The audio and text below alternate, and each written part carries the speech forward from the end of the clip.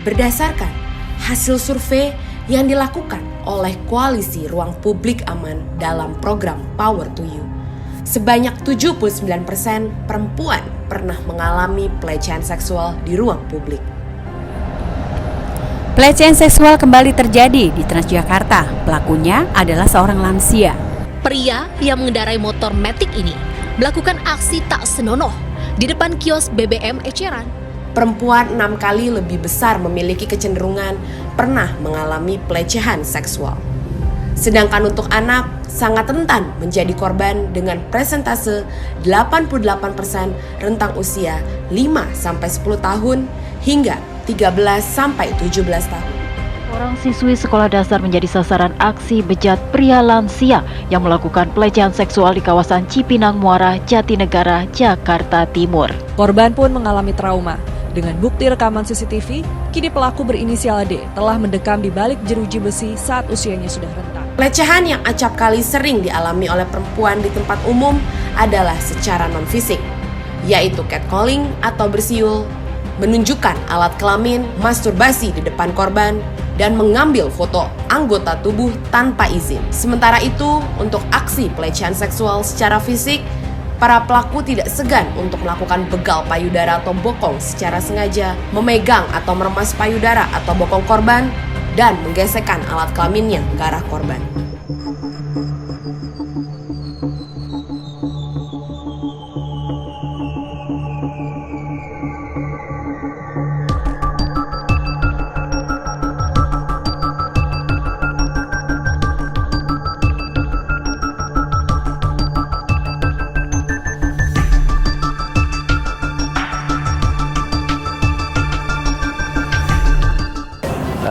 Kegiatan mah standar mah pasti keluar kota dan ke beberapa daerah, ke hutan, ke gunung, ke laut.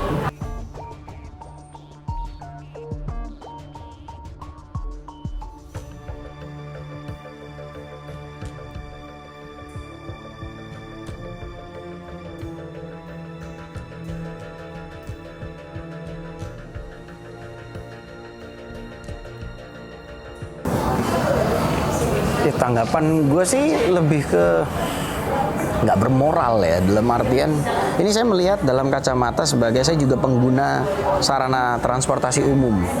Artinya bukan banyak menemukan, artinya setiap hari ketika saya bepergian menggunakan transportasi umum pasti memiliki perasaan ingin berada di kondisi nyaman, kondisi aman gitu kan ketika berada di ruang publik gitu. Namun ketika muncul beberapa pemberitaan tentang pelecehan atau kekerasan seksual terhadap nggak hanya perempuan loh di sini, tapi laki-laki pun juga demikian kan. Di tempat umum ya amat meresahkan ya, dan bagi saya pelakunya tidak bermoral, bagi saya tidak beragama, tidak bermoral, tidak memiliki, bagi saya bukan manusia lagi gitu kan. Gitu.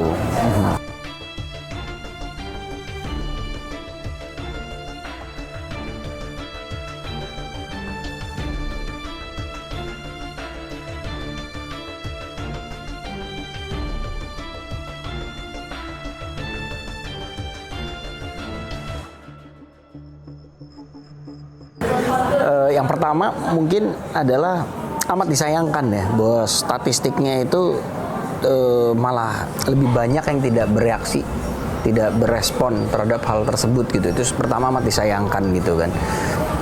Kemudian kalau kita telah secara logika, mungkin bisa saja faktornya yang menyebabkan adalah kurangnya pemahaman apa yang harus dilakukan. Itu pertama. Atau kedua, faktor traumatik. Kenapa dia tidak bersikap ketika terjadi hal tersebut di sekitar dia gitu. Faktor traumatik mungkin takut adanya ancaman karena dominasi yang melakukan oknum tersebut. Let's say kayak tadi catcalling ada 5 orang, atau mungkin pelaku pelecehan ternyata di dalam kawasan tersebut atau di titik tersebut terdapat lebih dari 2 orang, sementara yang melihat cuma 1. Ada potensi ancaman itu gitu, dan dia takut gitu. Bisa saja terjadi loh seperti itu. Jadi mungkin bisa jadi karena ketakutan potensi ancaman, atau kedua memang kurangnya pemahaman bagaimana yang seharusnya kami lakukan. Nah, yang menjadi big questionnya adalah mengapa pertanyaan bagaimana apa yang harus saya lakukan bila saya menjadi saksi seperti itu. Harusnya itu sudah tidak perlu dipertanyakan lagi gitu. Naluriah, insting manusia harusnya kita menolong dong gitu kan. Lalu kenapa harus bertanya? Means regulasi di negara ini atau faktor kenyamanan, faktor aman kurang dipertebal. Let's say contoh ada satu orang melihat kejadian tersebut, namun dia tidak atau terlambat merespon karena bingung, ini gue harus ngapain ya? Seharusnya nggak perlu ada pertanyaan itu. Mengapa menjadi ada? Karena dia tidak tahu ini sebaiknya seperti apa. Regulasi kurang tebal, kurang ketat regulasinya, atau mungkin sosialisasi pemahamannya. Itu yang amat disayangkan kalau saya gitu kan. Jelas tindakan-tindakan yang dilakukan oknum itu sangat disayangkan, tidak baik, tidak bermoral, bahkan tidak manusia gitu. Lalu justru si saksi masih mempertanyakan, ya itu juga amat disayangkan kan gitu.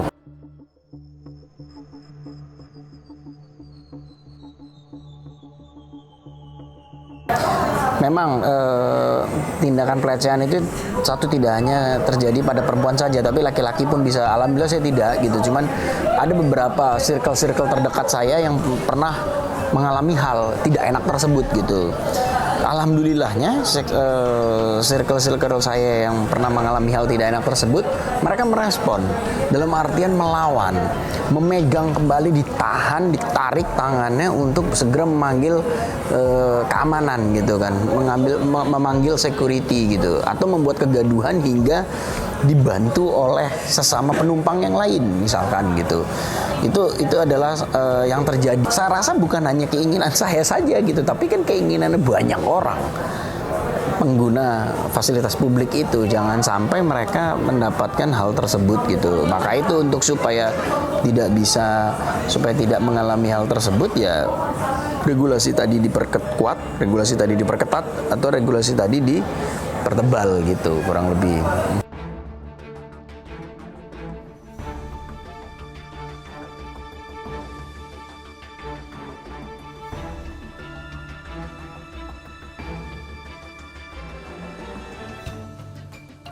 Ya kembali lagi di awal bahwa undang-undangnya harus ketat gitu kan. Dalam artian ketat itu dalam artian strict gitu, pasalnya jelas, penaltinya jelas, hukumannya jelas gitu kan.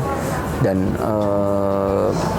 yang lebih memprioritaskan keamanan serta kenyamanan bagi banyak orang gitu kan. Hingga kalau misalkan faktor keamanan dan kenyamanan ini menjadi titik tertingginya, artinya orang akan nyaman.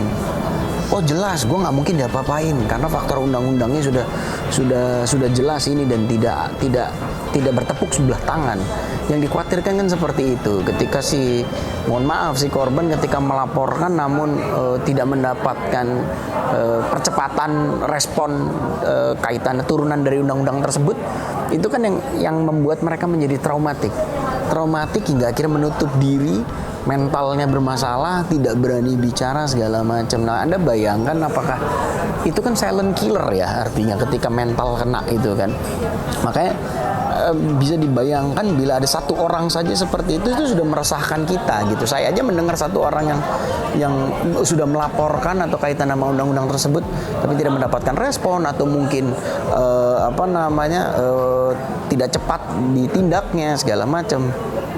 Itu aja saya sedih mendengarnya gitu. Gimana kalau ada banyak, sementara berdasarkan survei tadi kan memang banyak terjadi hal-hal demikian, tidak hanya di fasilitas publik tapi di ruang kerja, tempat kita bekerja, dimanapun bisa saja, bahkan tempat ibadah saja surveinya ada gitu kan. Nah itu kan hal yang memang amat disayangkan, jangan sampai lah gitu.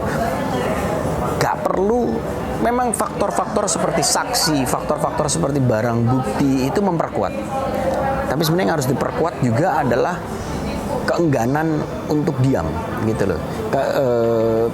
Respon kita untuk ketika bereaksi itu yang lebih penting. Kita nggak bisa, ibaratnya hal seperti ini kan nggak bisa begini ya, nggak bisa dikatakan semudah membalik telapak tangan gitu.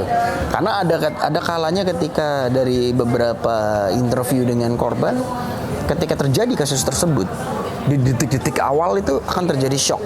Ini hal tidak nyaman, shock, antara bingung mau nangis, mau marah, mau sedih, nggak bisa ngapa-ngapain, mau bertindak marah bingung, mau kabur juga bingung, mau menutupi bingung, takut, malu, semua jadi satu gitu. Ya itu tadi bahwa keberadaan barang bukti penting, tapi jauh lebih penting ketika kita melawan. Kedua, saksi pun juga dibutuhkan suntikan keamanan, suntikan kenyamanan untuk mau menolong. Kalau gue menolong, gue nggak akan diganggu oleh oknum lainnya, atau gue tidak akan menerima ancaman lanjutan, gitu kan. Itu yang juga penting, gitu.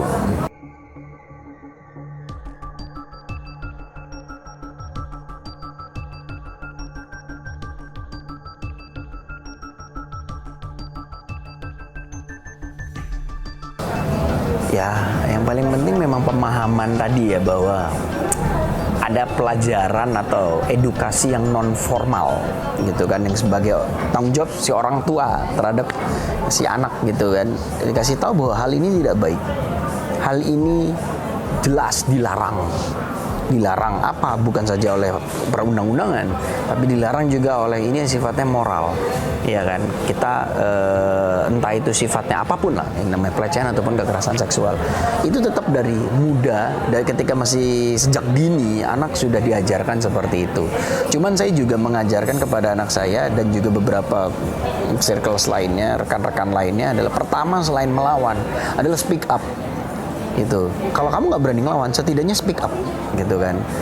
Dan alhamdulillahnya sekarang beberapa, mohon maaf, korban yang pernah mengalami hal tidak enak tersebut mulai banyak wadah, mulai banyak forum diskusi untuk mereka berani speak up. Nggak hanya forum diskusi mengajarkan berani speak up, untuk sama-sama duduk bicara saja. Yang penting itu kan menceritakan dulu. Ketika dia lepas dari beban itu, pasti naluri yang lain akan membantu. Pertama menceritakan dulu.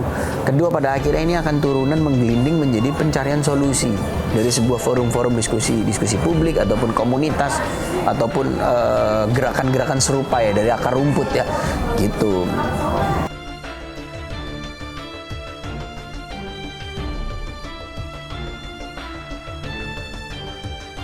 Harapannya dengan adanya perundang-undangan yang semakin kuat, semakin ketat, semakin detil, nggak hanya dari sektor perundang-undangan lah ya, edukasi yang lain, terus kemudian pemahaman baik itu agama, baik itu moral, baik itu hal yang sifatnya nurani. Pemahaman saya dengan adanya support itu semua ini menciptakan ekosistem yang lebih sehat. Dan siapapun akan belajar menjadi lebih manusia. Itu memiliki kewajiban untuk menjadi manusia. Dengan seperti itu, maka ekosistem akan lebih sehat. Ekosistem akan saling mendukung, akan lebih aman, akan lebih ngerangkul. Artinya akan lebih yang namanya compassion, yang namanya kasih sayang itu lebih besar. Kan landasan utamanya kasih sayang dong, gitu kan. Ketika kasih sayang ini kuat gitu, maka kita akan ibaratnya insya Allah beberapa oknum yang hendak mau melakukannya menjadi tereduksi, menjadi tidak layak dilakukan manusia. Begitu pula juga dengan amit-amit sudah ada terjadi suatu case gitu, saksi pun berani untuk melawan, untuk menolong. Karena yang dilakukan manusia adalah menolong. Begitu pula juga dengan, mohon maaf, si korban. Kalaupun dia tidak berani melakukan statement bahwa manusia tidak melakukan seperti ini, setidaknya dia berani speak up. Dengan dia speak up, pasti banyak kuping-kuping yang mau mendengar. That's why saya bilang, saya selalu optimis bahwa masih banyak jutaan pasang kuping yang mau mendengar siapapun yang akan berani speak up. Jutaan pasang kuping mau mendengar siapapun yang berani speak up untuk menyuarakan kembali solusinya seperti apa.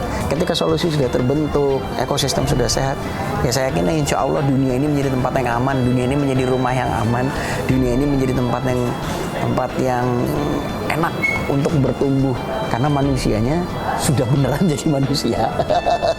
Memanusiakan manusia.